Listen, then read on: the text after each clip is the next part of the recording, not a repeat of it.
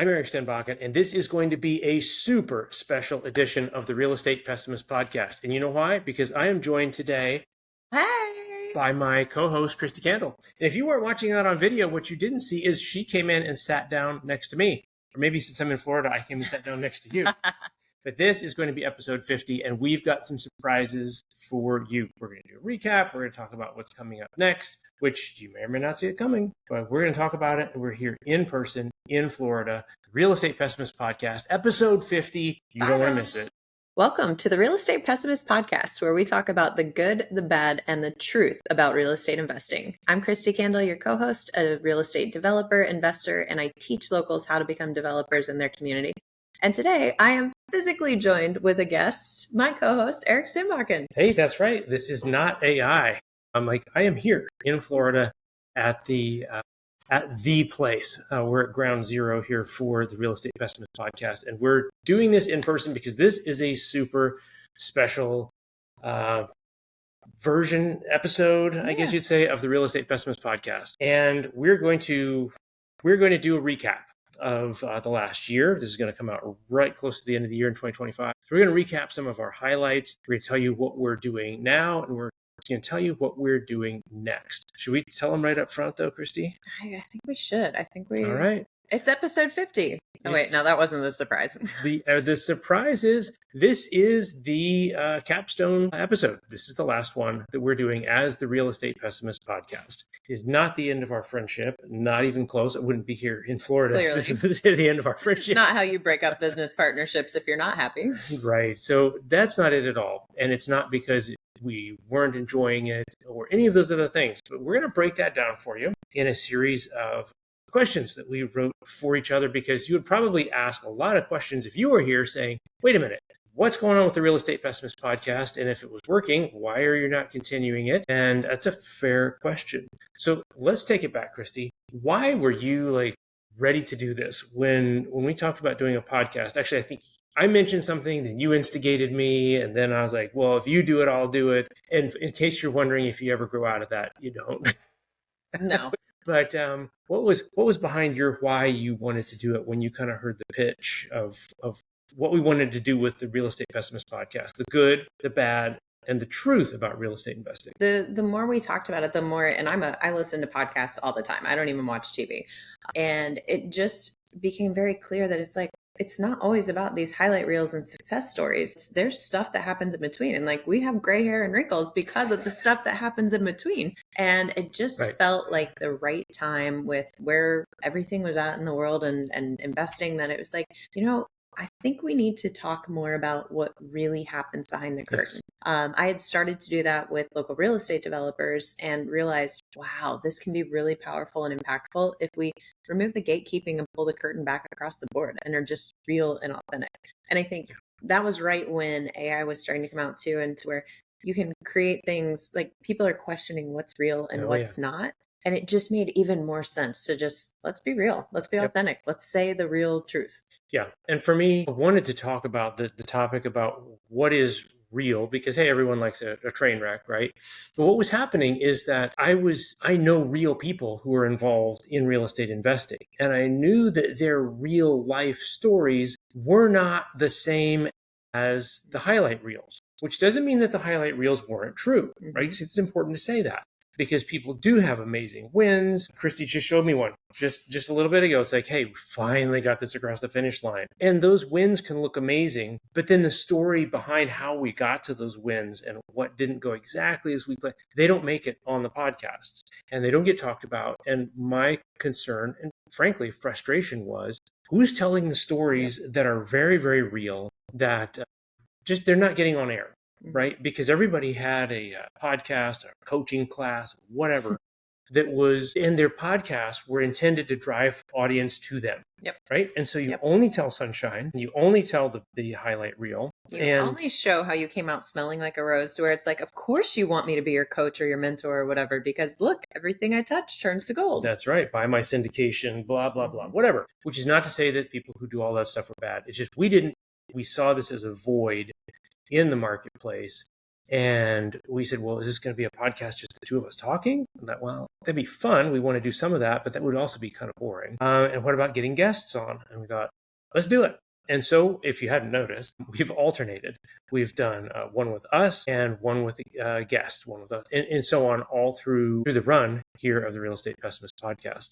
So I don't know, Christy, do you think did we touch those points that we wanted to touch? Do you feel like we said the things? I think we stayed incredibly true to our initial goals. I know we talked about it before. We said no to a lot of guests. We did. In case you're wondering, there were many emails that we got. Hey, we'll be on your podcast. And you know what? Their pitches sounded just like the typical podcast guest.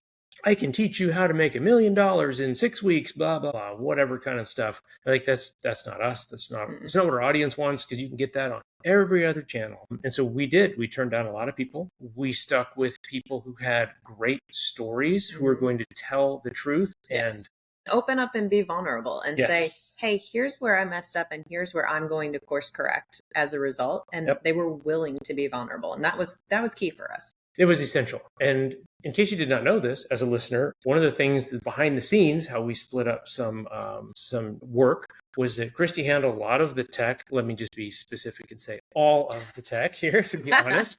She made that go from just what we're recording right now into something that was on the internet that you could find and listen to or watch, because we're on YouTube as well. So she handled that, and I handled coordinating the guests. And so I saw a lot of those. We did a lot of work for you to make sure that the people who were going to come on this podcast were legitimate. And the reason really, like, just thinking about it in the comments and the feedback I got from friends and different people who'd be like, oh, I'm listening to this podcast. They're like, I love how you had this guest on and they broke it down and they said, hey, here's what happened to me. Here's how I got through it. And it made real estate investing less scary. Less like, oh, I don't know, I don't want to get in, and then one thing goes wrong and I messed it up. And it's like, when you share the truth about what happens in a project, people don't feel so alone. Or investors who had a couple projects and they're like, oh my gosh, I must have just messed this up. Right. Yes, and feel the imposter syndrome and so on like this.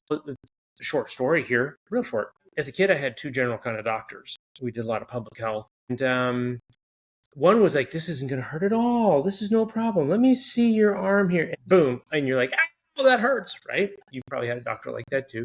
And then you had another kind who said, this is going to hurt. This is going to sting a little bit. You know, if you need to, grit your teeth, but you'll be fine. And for the same physical pain, the second type hurts way less, partially because you didn't feel betrayed. And the other part was that you were ready for it. That's one of the things that we wanted to do here on the Real Estate Pessimist Podcast also, is to say, this is going to sting. If it hasn't stung yet, it will. And if you listen to the variety of guests we've had on, there are many, many ways in which it can go off the rails. But also, it was essential to us to have guests on who would talk about how they worked through the problem.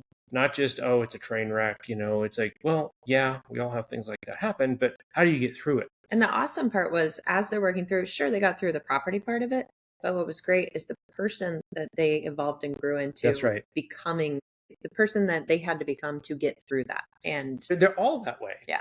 And, you know, I was thinking, because we recorded one with Anthony Guerra just recently. I mean, you've listened to it, so it's not a spoiler alert. His prize STR, not a cheap one, burned to a crisp, complete and total loss. And he took it from, oh man, my first real, you know, magnum opus just disappeared into a pile of ash, to, oh wait, I can rebuild, to, oh wait, I can do something beyond rebuilding, or I could rebuild and I could do something else. I could do all these things. Like, selfishly, I wanted to hang around people like that. Right. Because these things do happen. And when they happen to me, I want to be able to think, oh, wait, that's right. That happened to Michelle. That happened to Anthony. That happened to DJ. That happened to April. And these people are still going. They're still doing things. And also, selfishly, we got to know these people. My favorite part is meeting actually it's two parts. I love meeting the guests and hearing their stories, but I also loved our one-on-one shows, because it's really nice when there's other people going in the trenches, going through it with you too, and be like, well, I can relate, like, got you. And even if it's not, hey, here's solutions, it's just like, I feel you. I got you. And you're not alone. And it's different than a bitch session. right? And because you can get together with people who will commiserate. Look, I was a commercial photographer for years, and I used to go to, I'm not going to call them out, but a lot of different guild meetings. And eventually, a lot of those guild meetings just turned into just bitch sessions. Like, oh, this is so bad. Oh, the market changed. And then that was it, right? But when we're talking and we talk to our guests, when something goes wrong, something goes bad, it's like, man, this is rough. This is really hard. How can I move on? Right? And the conversation turns from just what happened to where do I go next? Mm-hmm. And we're going to loop back to where we go next too, because Christy and I we're going. Hey, can we talk business for a second? If you've been flipping houses or running short-term rentals, you already know how to hustle. You know how to spot opportunity, add value, and make a property work harder. But if we're being honest, flipping gets exhausting, and short-term rentals are definitely not passive. So what's next? For a lot of people I work with, the answer is real estate development. I'm talking about turning a vacant lot into a quadplex, or bringing a rundown building back to life as a mixed-use space. I'm Christy Candle, and I've been a real estate developer my entire career, and now I host the Local Real Estate Developer Podcast to help locals like you do the same.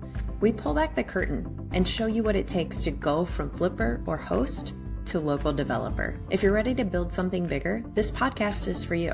Check out the Local Real Estate Developer Podcast on all platforms. Places. We're doing things. So one of our next questions is, what were some of the topics that came up, topics or things or nuggets that you remember you're like, okay, wasn't expecting that. Yeah. It was kind of fun. I really enjoyed when we would talk about the mindset that it takes to get through things. We had several different aspects and ways around it, but it really is. Do you have hey, we can figure this out mindset? And I think we had so many people come on as well that went, hey, it's figure outable. Like, we just need to take one step at a time and it will unfold. So for me, it was really just that, like, there is no easy button. There is no magic bullet. It's, hey, if your mindset is right, then you can truly figure it out and just one step at a time. And that, I think, is one of the unexpected benefits of having done this podcast and talked to so many people, is that really real estate investing and, dare I say, life is a series of problem solving. But that's, again, not the pitch that you get when you're like, hey, you can jump into this too. It'll be easy, because people want to jump into easy, right? Get 10 single family houses and have them paid off in 30 years, and then you'll just collect the checks. And or it's easy do it in 6 weeks. That's kind of how the podcasts tend to run. But just the idea that, wow, there's always going to be something.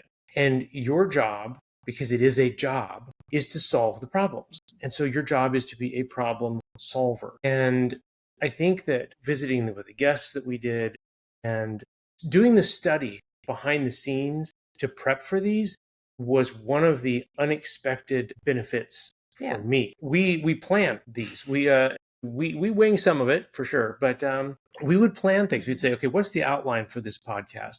What are we going to cover? Where do we want to go with this? And I would spend time doing research on things, and I know you would too.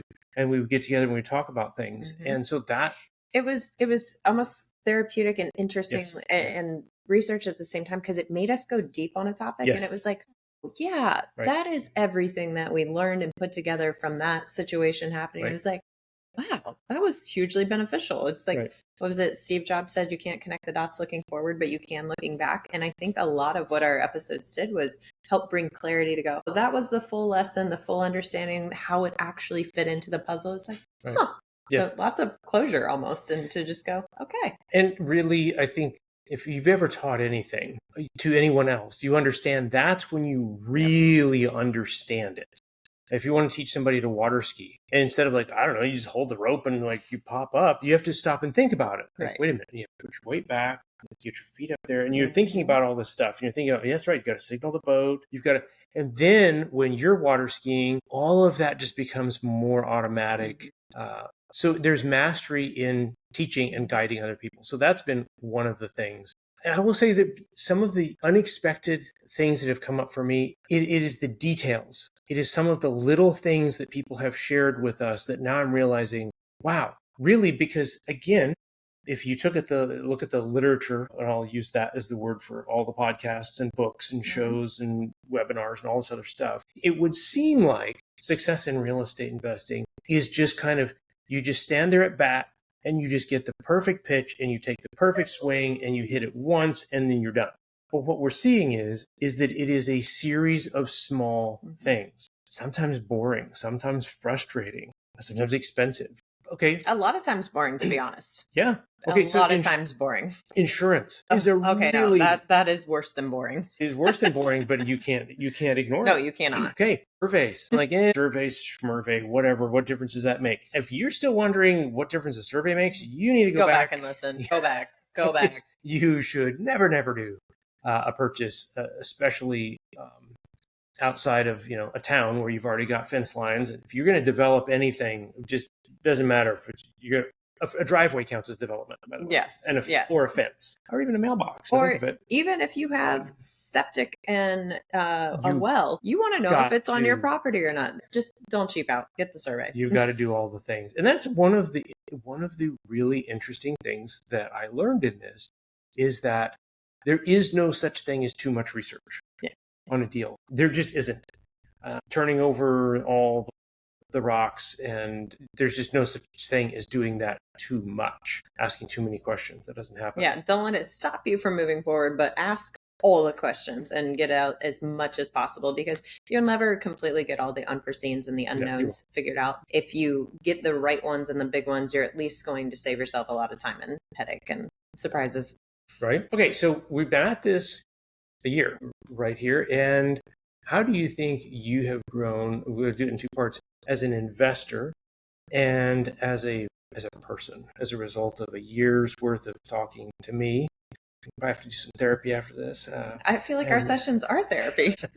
How do you think you've grown as an investor, as a person? I would say as an investor, it helps bring a ton of clarity. And honestly, part of when we started it, I was in that spot of nothing was really lighting me up. Nothing was really like making me go. And I'm like, have I just lost my edge? Is this just it? Like, what am I going to do next in life? And so what it did is it gave me a ton of clarity on why I stopped doing what I had been doing with certain investing and why that was no longer the path forward and why I chose that. It wasn't a willy-nilly decision. It was incredible clarity to go, no, I don't, because I know what scaling that would lead to, and I don't want that outcome. So it gave me that clarity and then allowed me to give myself the grace to pause and go, well, I can just kind of wait to see what does come up. So I started to actually to say no and remove things. And then that created the space that now there's really awesome things happening. And then I would say as a person, like anytime you talking or on camera or putting yourself out there, you're just like, I hate to hear my voice. I don't want to see myself.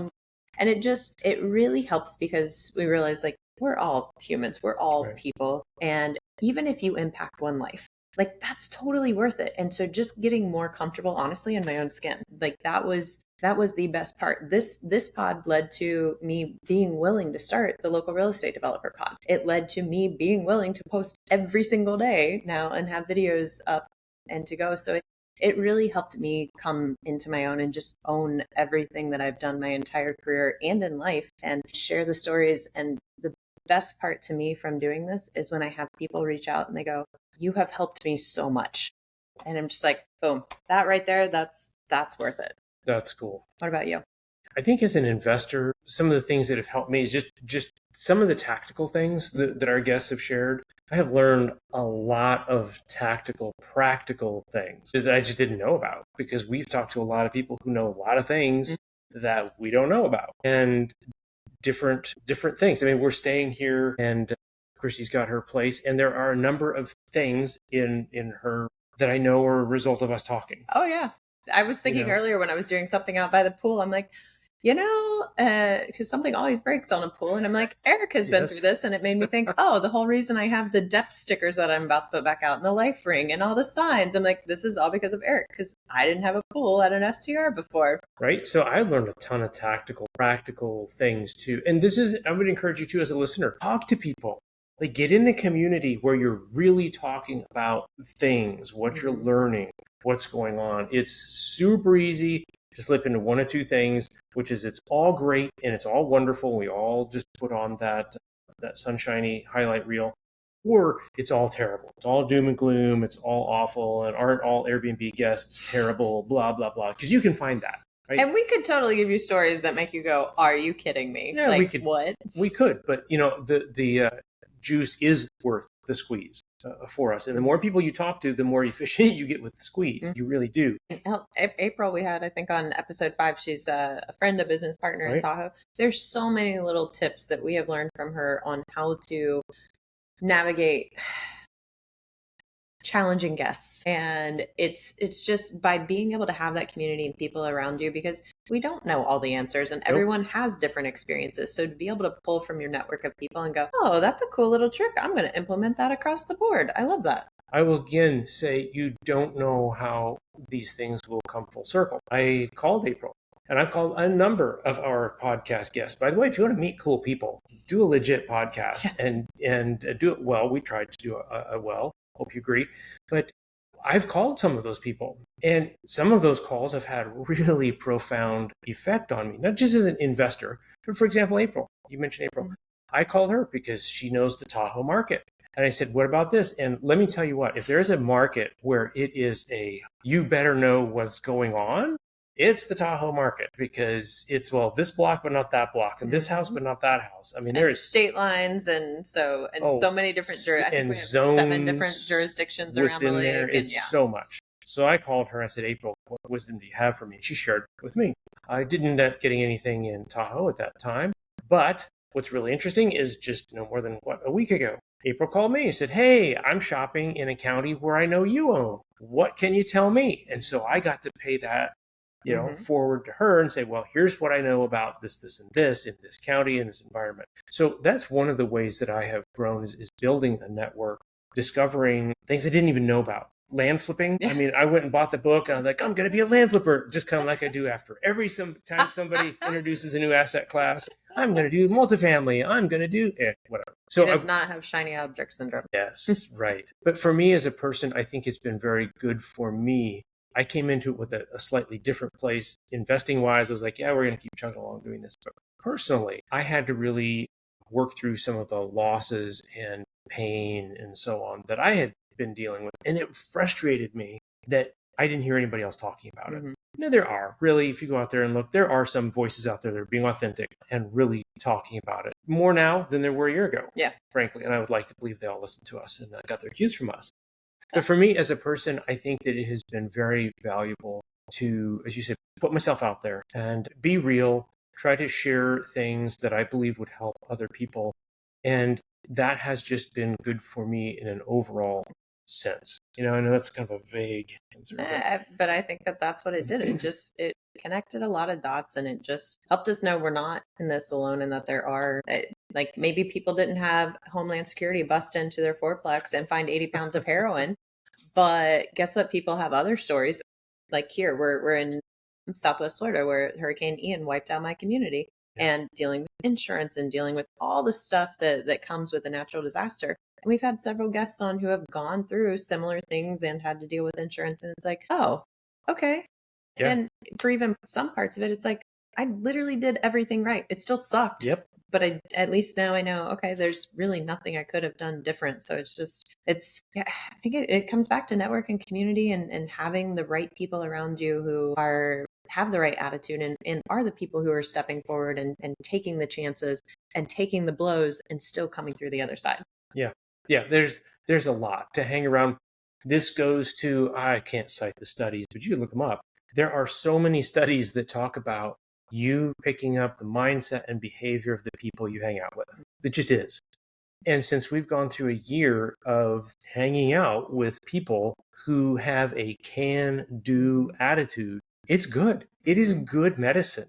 And if you don't have that community, go back and listen to some of our podcasts. That's why they did it, is to share it with you. But for me, that has been personally really, really, really beneficial, healing, and I don't know where it's all going to go next, but that's been fantastic. I am co-host of this podcast because education is my calling. That's also why I developed a course on short-term rentals. It's called STR in an Hour, and it's perfect for busy professionals. It's a lot of content packed into 1 hour. No fluff, no upsell. It's an overview of STRs from A to Z. Everything from how to choose a property to how to estimate income and expenses. It's literally the best and most content I could pack into 59 minutes. With over 4,000 nightly stays in my own STRs, I've learned important lessons, and I want to share them with you. Link with more information in the show notes. Okay, so let's talk about the podcast itself, like running with a camera and a microphone and cutting little videos. What were some of the things that you are going to take away from having done a podcast for a year? I know you already use it because Christy showed me some things. I now use it it got me. So from a technical standpoint in the software, we use Riverside. And part of the reason we ended up using that is I have been a guest on pods and I was like, oh, like 90% of the podcasts that are out there use this Riverside platform. So being able to dive into that, I was like, oh, so you can record on it. It has your transcript. It has all the stuff. It creates reels for you. You can edit it easily. You can drop in videos and photo overlays. So by doing that, it then allowed me to go, wait, when I'm going to post every single day on a project that I'm doing, I can whip out these 60 to 90 second videos really, really, really fast. And had we not done this, I would be struggling and spending way too many hours a day on one 60-second video. So that alone has been amazing. Right. And there's the just putting yourself out there saying, well, this is me. I'm going to just do it. And it is what it is. And they say, like, if you go back and look, they're like, just do it. It's going to be ugly early. And I'm like, I want to be good from the start. We all think that. Dude, I went back and looked at some of mine because we started posting some stuff for local developers back probably 3 months before we started this pod. They're so terrible. They are so even like the lighting sucked, the sound sucked. I now have this like this cool mic guy, just a camera that's up, and just the different things that can happen with it. And I'm just like, yeah, they were really terrible. And I keep them up because it's really fun to go, oh, look at the progression here. And now with the project I'm doing, my other co-founders and team members are doing them.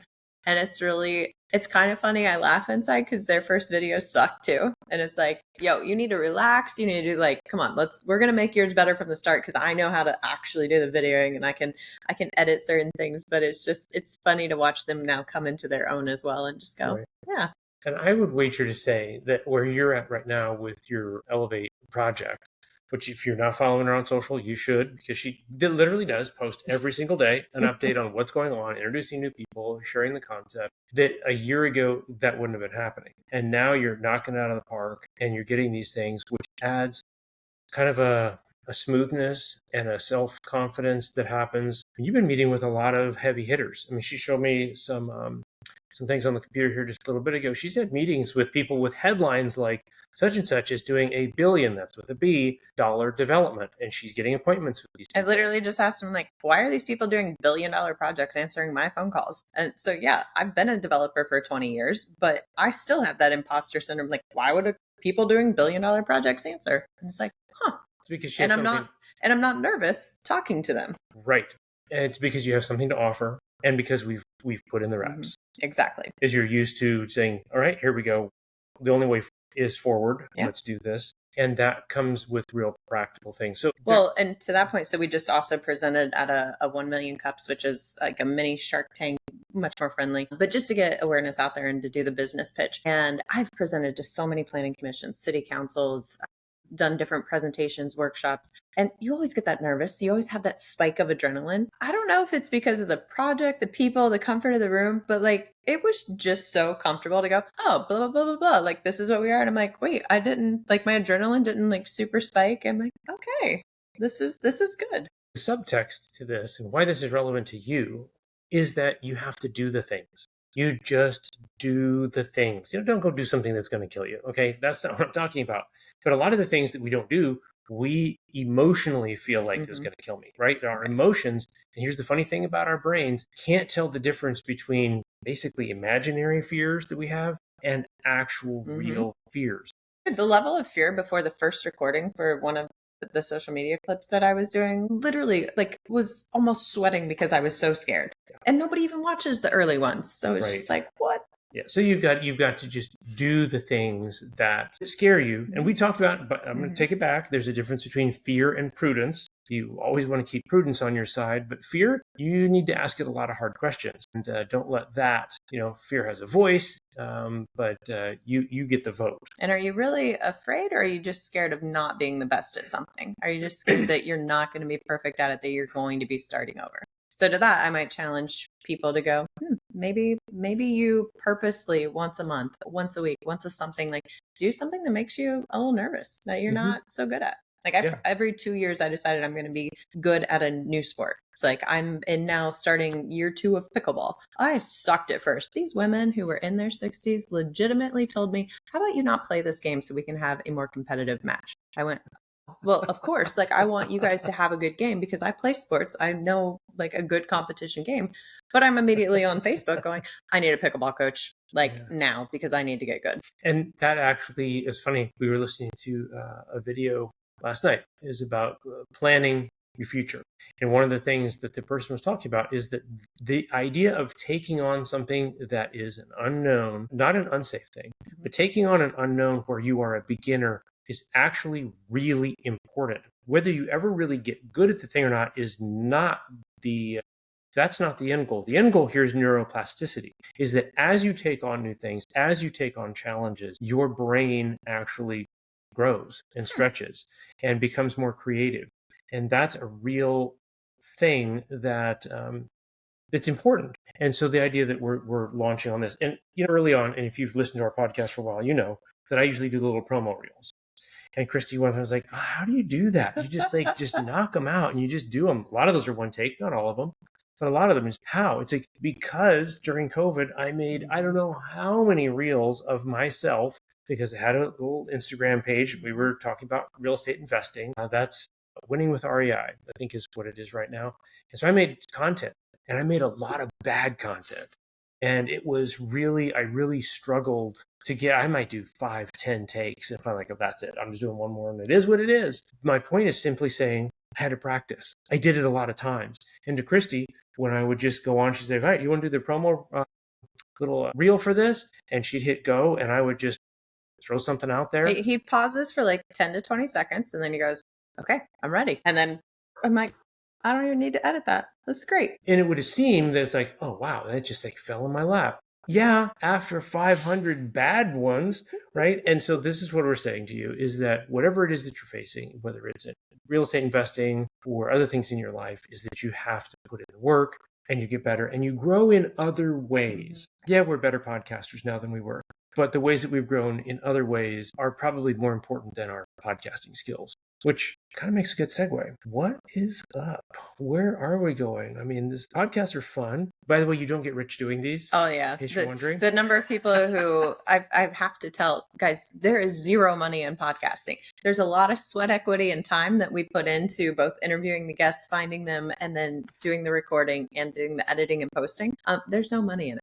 Very, very few podcasts actually get people who will pay for advertising because it's based on the number of views, and the numbers are so tiny.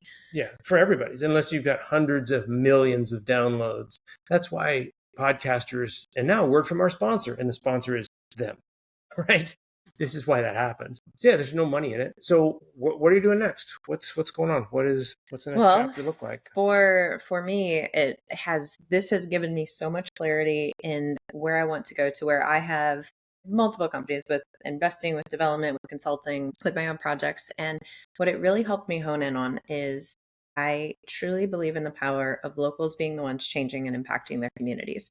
So the things and the companies that I'm personally focusing on are, I'm focusing on our local developer podcast because one, this has gotten me good at podcasting, and I love meeting the local developer guests as well. Like all the guest weeks, I could talk real estate forever. The podcasting allows me to reach out to someone who might have a huge base of people or have really cool projects that otherwise, why would they talk to me? And say, hey, we have a platform that we can share you. And then we get to expand our network and meet really cool people. And as a result, sometimes even be able to help them to be like, oh, like you hit that hurdle in development. Boom, here's how you could figure that out. Because ultimately with that, I'd love to create, just how Bigger Pockets dominates real estate investing, I would love to create the local developer community to where we have that network of locals across the country doing cool projects, sharing how they're fixing the missing middle, sharing how they're creating third spaces, sharing how they're revitalizing downtowns.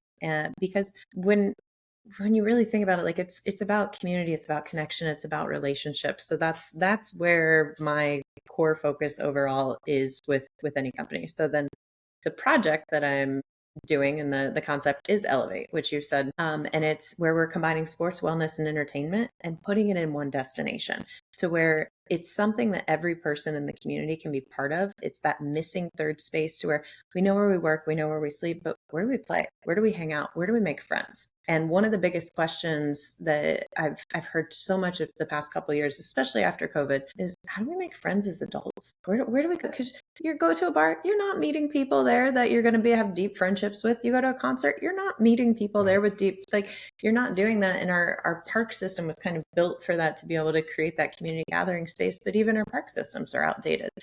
So being able to, where you have sports, indoor and outdoor in one facility, where you have dog parks, where you have food halls to where your local vendors can come in and they can have permanent stations to where the overhead is less and they can share what they have with the community, where you have outdoor event lawns for movies and music, and Florida will have lazy rivers, where you have immersive buildings and you're leveraging technology to create both entertainment but learning spaces to where you can, when everything is LED, you can literally create whatever you want in that space. And then also for us, wellness is a big part of that, because too many people are walking bent over, have a limp or have an ache, and knowing how, and nutrition as well. So pulling it all together to keep us healthy, to keep us happy, to keep us active, and to build those relationships. That's the goal of this. So it's a crazy goal. All three phases. I've got recordings coming out soon that talk about the third phase, but it's a $140 million project, not counting the land. So it's a massive undertaking, but like you said, I'm getting calls with, people doing billion-dollar projects where we're meeting with Parks and Rec departments to potentially expand the park system. So for us, it's creating a flagship location in Southwest Florida, creating a legacy location in St. Pete, and then creating the blueprint that we can then empower locals in their communities, both the elected officials, but also the community members, to go, hey, here's how you can do this in your community. Yeah. So that's what Christy's excited about. I love it. In case you couldn't tell. So she's not going to ride off into the sunset in a golf cart in the left lane with her left blinker on, which that happens here in Florida. Oh, goodness. Yes, exactly. That's not what's happening. We'll be riding in golf courts around these communities, but no.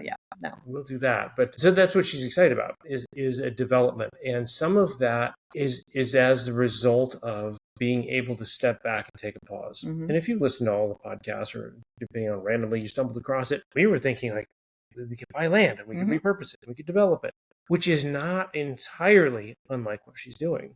But it's not exactly what we thought it was either. Mm-hmm. And it's okay. I think that's another unexpected benefit of doing the podcast, is it's okay to start a thing, to say, I think I want to do this, and then say, no, I don't think that's it. Mm-hmm. I think way too many people suffer from the ability to graciously change their mind, right? It's like, I'm going to buy multifamily. And I told a bunch of people I was going to buy multifamily, and they think I'm going to buy multifamily. And so I feel like I need to do this. Well, you know what? If you look at it and you've talked to people after initially thinking that's what you're going to do, and you think, no, actually, I don't like it, you can change. There are so many things that you can change. You can say, I grew up as a carnivore, and I think now I'm not.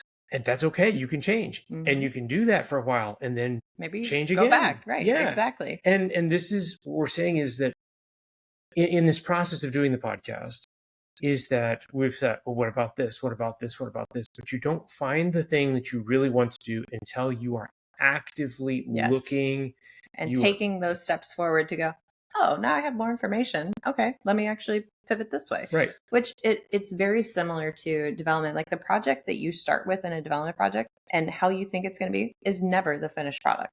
It is never. And so the same way with what we're looking at with Elevate, I guarantee you it would not look anything like what we are initially imagining, but it will be exactly what the community needs and what needs to be built, because we're going to evolve. And we already have. There's been so many things that we've already evolved on 103 days in, but it's like that in life. So to just know that, yeah, you can research the crap out of things, but until you take action, until you start getting feedback, you will never know if something's it or not. I have a friend who is about to retire, and he's like, well, maybe now I'll get into flipping houses. But he's thought about this his whole career, and it's just like, it kills me, because I'm like, yeah, but you've and literally he can explain it better than most people who flip. He can actually explain every little detail, but he hasn't taken action. And that's the funny thing, is that the action that you take might not put you where you thought you would go, but it gets you moving. It gets the momentum started, and it's a lot easier to, roll one of those big snowballs. Christy and I grew up in parts of the country where you would make big snowmen. And once you get that big thing rolling, it's a lot easier just to I don't want to go there, to change direction, than it is to once it's stopped. Oh, that's hard, right? And so taking action of some kind, almost of any kind, is what will move you forward.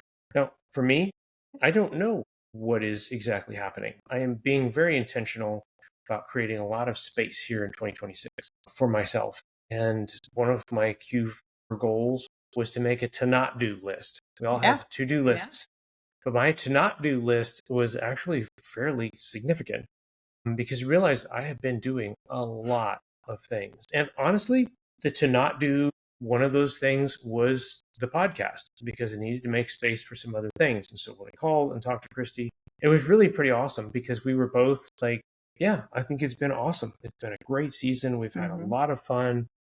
And I remember that call, because I remember telling you, I'm like, if you had asked me this 2-3 weeks ago, I wouldn't have been ready to say maybe we should close the door on this one. But it just was the right timing to where it just made sense. Other things started moving forward, and it's like, it sucks because I really love this, but now the counterbalance is going to where it's like, it's not. But you've got another podcast, and I'm working on writing a book, and so we have things going on. And wait, you just said I'm working on writing a book, so this is part of what we're doing now? This is part of what we're doing, and I am working on writing. It would be called transformational nonfiction. Basically, what that means is a lens through which to look at your life in the light of eternity and say, okay, from that perspective, what matters now? And because we struggle as humans, like, what do I do? What do I not do? What do I do? What do I not do? And we've talked about this on our show, is when you have a buy box in real estate, you automatically know what doesn't fit. And so what I'm writing about basically is a way to build your own buy box for your life, using some eternal values and saying what fits, what doesn't fit in that. And it's amazingly clarifying. It's so clarifying, just a buy box in real estate. If your buy box is like, look, it has to be a duplex with a GRM of 10 or less, and I don't want a rehab cost of over $30,000, and it's got to be inside city limits. Well, guess what? You have just automatically eliminated about 99.7% of everything on the market. So guess what? You don't have to think about that. You don't have to look at the multifamily. You don't have to look at the $1 million mansion. It's so clarifying when you can say no to things that don't get you closer to what you want to get to. Yeah, it's a perspective thing. And when you are able to zoom out that much, there's been so many times when I just changed the perspective. It goes, okay, like even today, we got in the weeds of site planning and underwriting and all the things. And Chelsea sends me some pictures that I said, I need more athletic trainers. So like for the people who are going to be part of this, like I want more photos of you guys helping your kids and your athletes. And when I started looking at those photos, I said, wow, today I let myself get bogged down in the tiny little details and stressing about, does this number work? Does underwriting, do we need to do X, Y, or Z? And like getting stressed about a project that brings me so much joy. And then looking at the photos going, wait, this is why we're doing this. This is why we're doing this. And it relieved so much. Like immediately I just felt the tension leave, and I went, yeah, the why is bigger. The purpose is, but getting that perspective. Right. So that's one of the things that I'm doing. We do have a buy box for real estate. It's a very, very narrow one. And we're working on changing that, as time goes by. I have no shame in saying, I might change my mind about that. But we're not planning anything dramatic with real estate, and those are famous last words. And all of a sudden tomorrow I'd be like, whoa, I was just touring and blah, blah, blah, blah, blah, and now we're going to do this. I would be like, oh, you're visiting me in Florida more often? Got it. Would be lying if I said I didn't have any addresses in my phone, but I do have a few addresses. We will see. Not planning on anything, but darn it, if that's not the way things happen. Like, I wasn't planning on it, but I was looking. Which, by the way, folks, if you're not planning and you're not looking and you're not taking action, it doesn't happen. It just doesn't. So you can say no, and you will say no, and you should say no 1,000 times to those opportunities that come up. but you've got to be looking and you've got to know what you want. So that's some of what we're doing. We're looking to streamline our portfolio and operations and so on. And what shape that will take, don't really know yet, but we're moving forward. And this will be an awesome chapter in my real estate and personal experience. Because in case you did not know, actually doing a podcast it's work. It takes time. And that's one of the things that as Christy and I visited about, like, we want to stay in touch. We are going to be friends for life, but do we have time for this right now? Right. Because this does take time and it makes no money.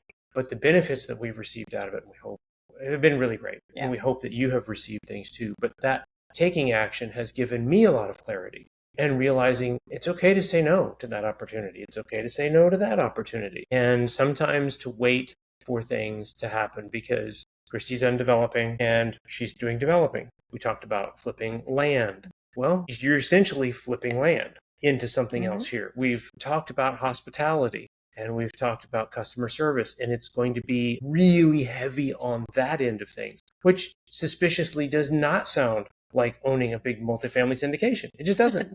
You put in your money, they rent it to other people, and you get your mailbox money. That's the theory. But that's not interesting to you. It's not interesting to me. And so it's by focusing and by talking about it, by discovering and getting our hands on the hospitality and the development and land and all these things, all of a sudden when that one shot lined up, it's like, wait a minute, this is redeveloping land for hospitality, for sports. It's like it's all the things. All the things that I do every day. I play all the sports. I have all the wellness stuff. I will love watching, movies and concerts and sports, and like literally everything I do is market research. It's so cool. And we had a call and one of the girls is like, I'm literally just getting off the sand from coaching. She's like, I won't turn my camera on. I'm like, we're literally building a beach volleyball facility. We are supposed to be the athletes going. Like, that belongs. That's okay. Yeah, be genuine.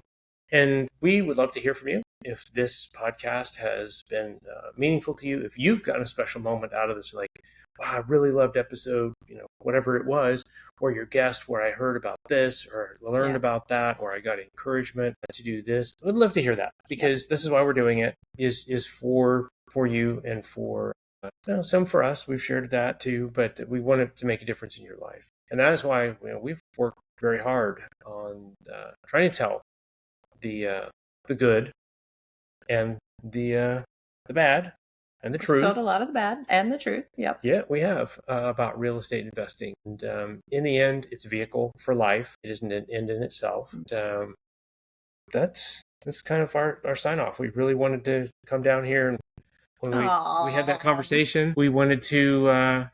We said, we're going to wrap this up. It was time to say, we're going to come down. Like, I'm coming down in person. In case this is a little detail you might not have known, we might have even told them, is that Christy and I have never met. Yeah. In this person. Is literally like 2 hours ago. Yeah, it's today. And I know when I came in, I'm like, how tall Christy is, because you never know, right?